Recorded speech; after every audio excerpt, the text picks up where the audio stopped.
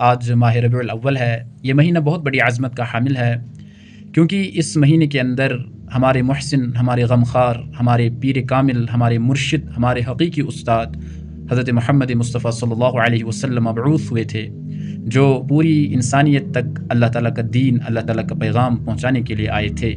یہی ایک وجہ ہے جس وجہ کی بنا پر اس ماہ ربیع الاول کو بہت بڑی عظمت حاصل ہے۔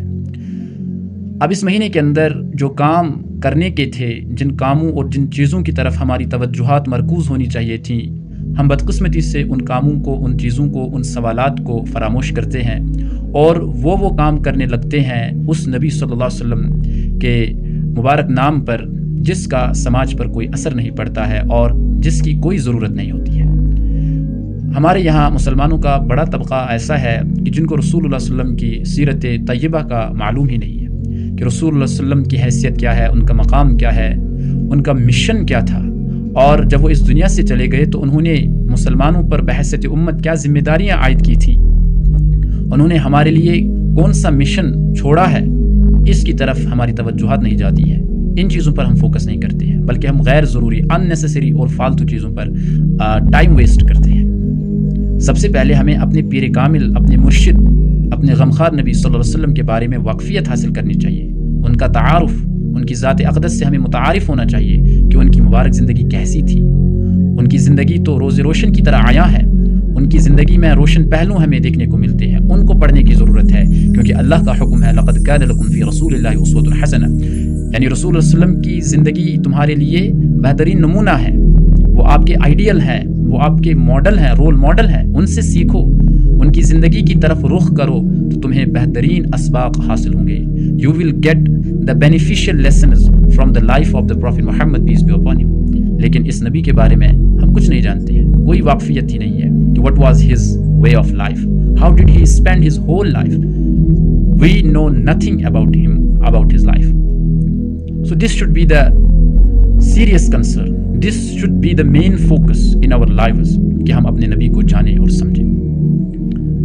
ایک حدیث ہے جو بہت ہی تفصیل کے ساتھ آئی ہے، جس کے اندر بہت ڈیٹیل تعلیم ہے۔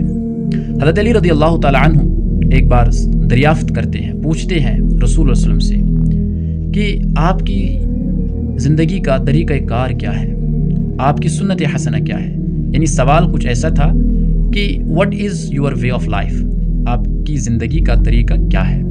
تو رسول اللہ صلی اللہ علیہ وسلم نے 17 نکات بیان کیے، 17 پوائنٹس کے اندر رسول اللہ صلی اللہ علیہ وسلم نے اس سوال کا جواب دیا حضرت علی رضی اللہ تعالیٰ عنہ کو۔ تو اس وقت موقع نہیں ہے کہ میں ان سارے 17 نکات کو آپ کے سامنے بیان کروں، لیکن سب سے پہلے جس پوائنٹ کا رسول اللہ صلی اللہ علیہ وسلم نے تذکرہ کیا as an answer of the question, وہ یہ تھا المعرفۃ رأس مالی۔ اس کا مطلب یہ ہے کہ معرفت میری زندگی کا سرمایہ ہے، معرفت میری سرمایہ زندگی ہے۔ سرمایہ کہتے ہیں ایسٹ کو، کسی قیمتی چیز کو، اور معرفت کا مطلب ہوتا ہے جاننا، پہچاننا، کسی چیز کو گہرائی کے ساتھ جاننا، پہچاننا، پرکھنا۔ اور معرفت کی 2 قسمیں ہیں، ایک ہے معرفت خودی، یعنی اپنے آپ کو جاننا۔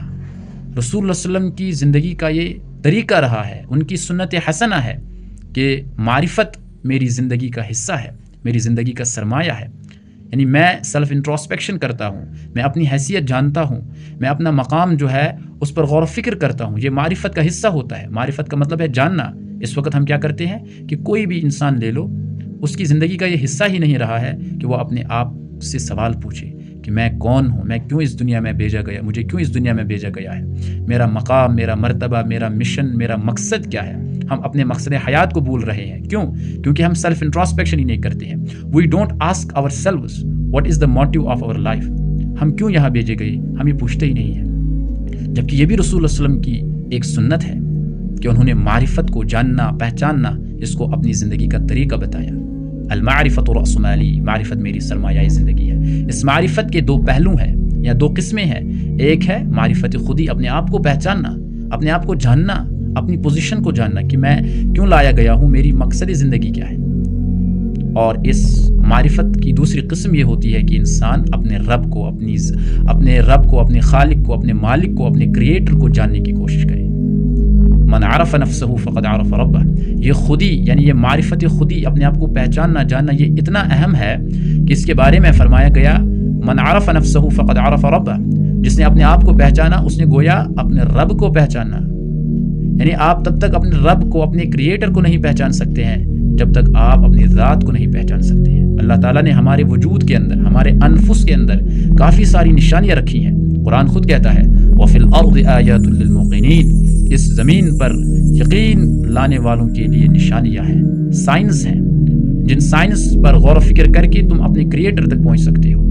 وَفِي أَنفُسِكُمْ، اور تمہارے اپنے نفس کے اندر بھی، اپنی ایگزسٹنس کے اندر بھی، تمہاری اپنی ذات کے اندر بھی رب کی نشانیاں ہیں۔ أَفَلَا تُبْصِرُونَ، کیا تم دیکھتے نہیں ہو؟ کیوں اندھے بن کر اس دنیا میں زندگی بسر کر رہے ہو؟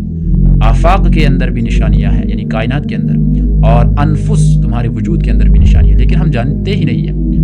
ہم کیوں نہیں جانتے ہیں؟ ہمیں کیوں نہیں پتا ہے کہ ہمارے اندر اللہ کی نشانیاں ہیں؟ کیونکہ ہم نے کبھی اپنے آپ سے ایسے سوال پوچھے ہی نہیں، ہم نے اپنے آپ کو جاننے کی کوشش ہی نہیں کی۔ جب ہم اپنے آپ کو نہیں پہچانیں گے تو اپنے کریٹر کو بھی نہیں پہچان سکتے ہیں۔ اسی معرفت خودی کو علامہ اقبال نے بھی اپنی شاعری میں بہت جگہ دی ہے۔ ہم سب جانتے ہیں کہ فلسفہ خودی علامہ اقبال کی شاعری میں ایک ڈومیننٹ پہلو رہا ہے۔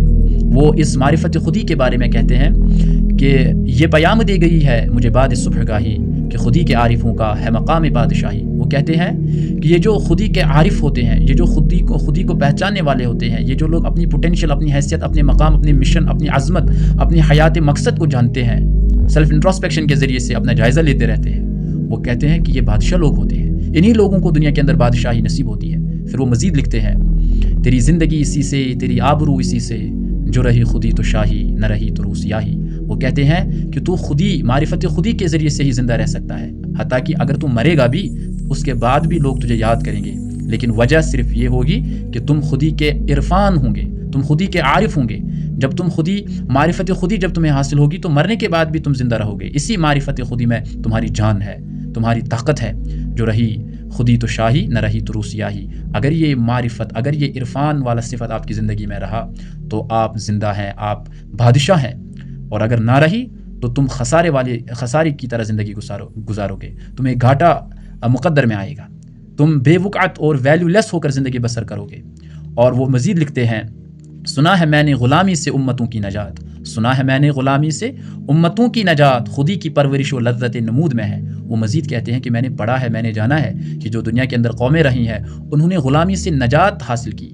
They got salvation from slavery, they got liberated from the slavery just because of خودی کی طاقت سے، معرفت خودی کی طاقت سے ان کو غلامی کی زنجیروں سے نجات ملی۔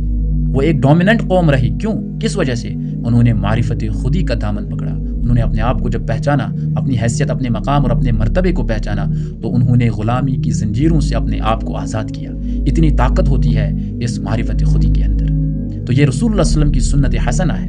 انہوں نے جواب دیا کہ معرفت میری سرمایہ زندگی ہے۔ اس لیے اس وقت مسلمانوں کو اپنی حیثیت، اپنا مقام، اپنی پوزیشن، اپنا منصب سمجھنے کی ضرورت ہے۔ جب اپنے آپ کو سمجھو گے تو تبھی رب کی ذات کو سمجھ پاؤ گے۔